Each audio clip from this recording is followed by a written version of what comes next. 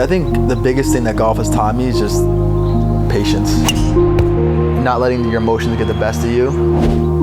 Being in the moment, kind of disconnecting. Whether it's a golf player, a soccer player, or whatever it is, being the best I can in that. Between those two things is kind of what I strive for in every day. Wherever that gets me, it's where that gets me.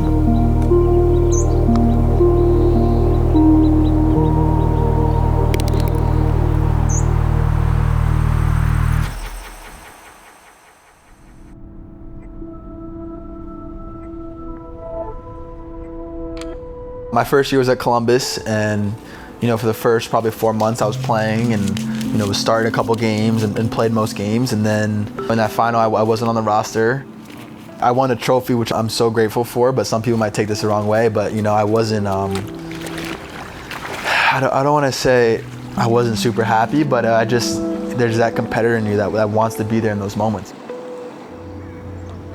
After the game, I remember going home and, this may sound selfish, but I was like, I really want to feel like I'm a part of that group. I want to feel that. That kind of hit me.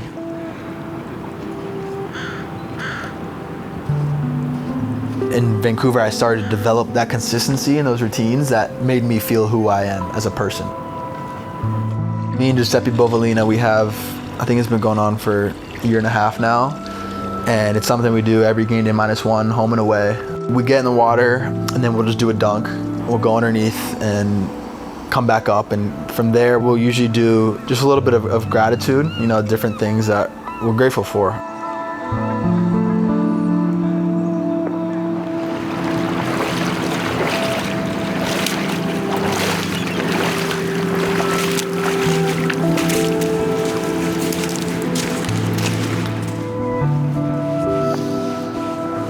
For me, the biggest thing, it's really a grounding moment. It's doing stuff that you don't really necessarily want to do. You don't want to wake up at 6:15. You don't want to go in cold water. And that's something that it gets you prepared for the day, and it gets you prepared in that mindset of like, if I can do this, I can do a lot of things.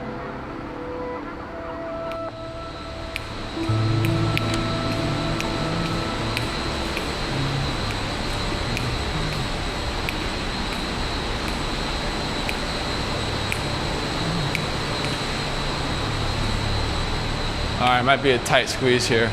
I'm playing. No shot. One day, we'll get that one day. I definitely got him there. Lost. Usually it's just the same thing, breakfast, like 9:30. Oh, here's the academy coach. Hey, see you at the game? All right, later. Oh, he's a good guy, Scottish guy. Yeah, breakfast 9:30, and then a lot of bikes, and then lunch at like 1. Always hour and a half nap after that, like regardless. When my game's at like 2, I'm somehow taking an hour and a half nap. Yeah, wake up, pregame meal. It's something crazy. It's just the same thing and eating the same thing. Just makes you feel good. Going to Austin, I didn't have a lot of routines and processes. I was kind of just playing, and the first time in my career where I really looked around and thought, I might be the worst player on the field right now. And that was a reality check a little bit. I almost wanted to quit soccer because it was like, this is terrible. I'm so thankful that Vancouver took a chance on me, because there was no reason to. I just had a terrible season at Austin. Was going to play the second team of Columbus the following year, and they took a chance. Now it's just about taking it day by day and enjoying those in-between moments. When you're not, at those peaks yet, you're in those valleys, and you're working to get the next peak. And once you get the next peak, you're coming back down. And again, being in those in-between moments. Look at you. You know what to do. Appreciate you, boss. Thank you. Have a good one. What's up, guys? How you doing? How are you? Not much has changed in that sense in regards to my personality. And if you ask guys in Columbus and Austin, I think if you ask those guys, they're probably like, yeah, that kid wouldn't shut up, honestly. And now I kind of grown into who I am and, my role on the team. And, now I think, I just try to do the same things I was doing when I was, 18 years old, first year in the league.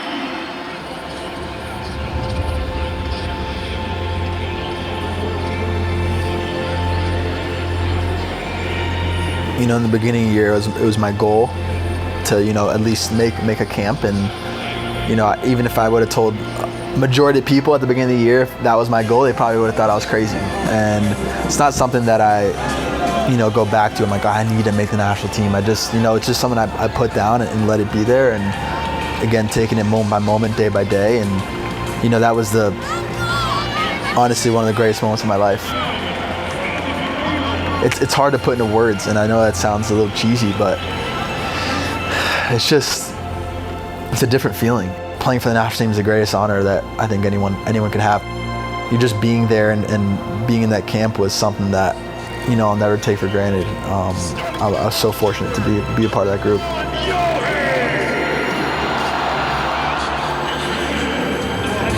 Hey, one thing I know about this team, big games we show up. Let's show up today. Let's go. Win on 3. 1, 2, 3. Played in behind here for Jake Nelson. Nelson making a very good run, goes down, penalty! He got wrong-sided Dorsey. Dorsey just hung his foot out there. Nelson goes down, and the reaction of Dorsey tells you he knows that he was guilty on the challenge. White strikes it and sends the goalkeeper the wrong way. It was a cool penalty. All about precision rather than pace. And Vancouver have the perfect start. The fans here at BC Place, just shy of 27,000 in attendance, every single one of them on their feet. And that allows for the introduction of World Cup winner, footballing superstar Thomas Müller is on for his Vancouver Whitecaps debut.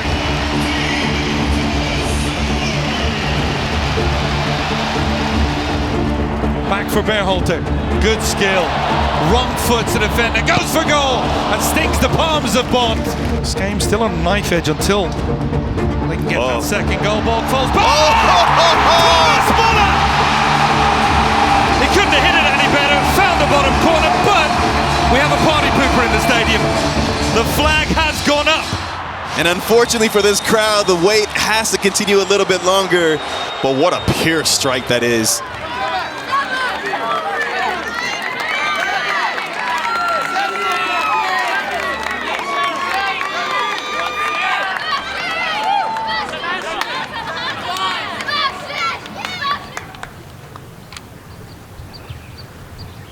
Look at that, huh? The brand new set. What up, baby? Good? And the hat, huh? How's your swing? Feeling good on the range. He's feeling good. So today we're with Brian White, Tate Johnson, and, you know, Thomas Müller. Kind of weird to just even say that, but honestly now I don't know too many better golfers in the league. I think he might be seriously #1 in the league. Yeah, me and Thomas against Tate in same cart, no? I like Bry. Germans Bry, against USA. Ja. Lederhosen. 1860 München, the Lions. Sebastian Berhalter. He has that switch almost where, like, off the field he's super like a joker, and then on the field he's real professional, and it's a guy that a lot of people can look up to. Wow. Nice shot. And then Brian, he's the best. You know, I've now been 4 years with him, and he's just such a great guy. And, you know, I spent almost 2 months with him between national team camp and with Vancouver in the summer. You know, literally 2 months straight with him. And then there's Tate, who's he's honestly like my best buddy here, and, you know, he's only been on the team for 6 months, but what he brings to the team is awesome. Nice ball, Tate. Thomas, I got you at like 176. Yards? Yeah, yards. Okay. Do you need meters? I need meters. Okay. What do you think it is, Thomas? 10% off. 160 meters. Oh my God, it's 160 meters. I'm not even just doing that. Yeah, I know. No, seriously, I'm not doing that because you're a I know. legend. I'm just saying, I'm really seriously. Downwind. It was really 160. Downwind. It's like maybe 176? Yeah. 155. What is it playing? I don't know these clubs. What's your handicap? What's your handicap? I told you 10. 10 handicap. So what's the problem? I'm just not that good. That's it. Okay. I'm really not that good. Good putt, Thomas. Yeah. Nice par. Yeah. Nice putt. Never in doubt. Nice putt. Never in doubt. Glove on, huh? It's nice. Good par. the coolest things about life is just learning and getting better and improving. And you know, in soccer, that's what I try to do every day. So golf is that similar thing. You know, obviously that competitive side where you're having fun, but you're competing, and you know, the balance between those two and being with your buddies competing and just having fun is the reason why I love playing golf.